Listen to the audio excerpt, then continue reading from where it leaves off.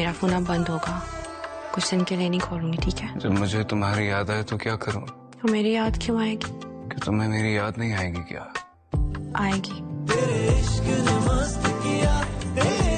बस मैं बदर जमान को ये बताना चाहता हूँ कि उसे जमीन चटाने के लिए मेरी बेटी ही काफी है। शाबाश। बदर ज़मान जब तहमीना बेगम को जेब जाकर बताएगा कि हमने उसे शेर ज़मान को ढूंढने की बहुत कोशिश की है, लेकिन हमें शेर ज़मान कहीं भी नहीं मिला।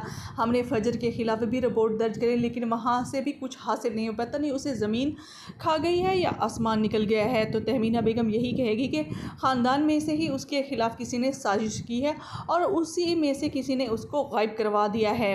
और वो ये भी कहेगी कि हो सकता है कि भाई साहब आपने ही उसे गायब करवाया हो। तो यहाँ पर बदर ज़मान यही कहेगा कि आप कैसी बातें कर रहे हैं, हमने तो उसे ढूंढने की भरपूर कोशिश की है। तहमीना बेगम यही कहेगी कि जब तक मेरा बेटा मुझे मिल नहीं जाता मैं ख़ानदान के हर शख्स पर शक करने वाली हूँ। दूसरी तरफ शुजात को ये लगता है कि फजर ने जो काम किया है वो दुश्मनों की नाक में उसने दम कर दिया है। वो शाहताज को ये भी बराबर कराएगा कि उसकी बेटी ने दुश्मनों के नाक में दम कर रखा है और उनको धूल चटा दी है। लेकिन दूसरी तरफ फजर है कि उसका रब्ता अभी भी शेर ज़मान से है। वो शेर ज़मान के बारे में काफ़ी फ़िक्रमंद होती है, लेकिन ये भी चाहती है कि अभी उसके साथ रब्ता ना हो क्योंकि दुश्मन उस पर नज़र रखे हुए होते हैं। इसीलिए वो शेर ज़मान को यही कहेगी कि अभी कुछ देर के लिए उसका फ़ोन बंद रहेगा।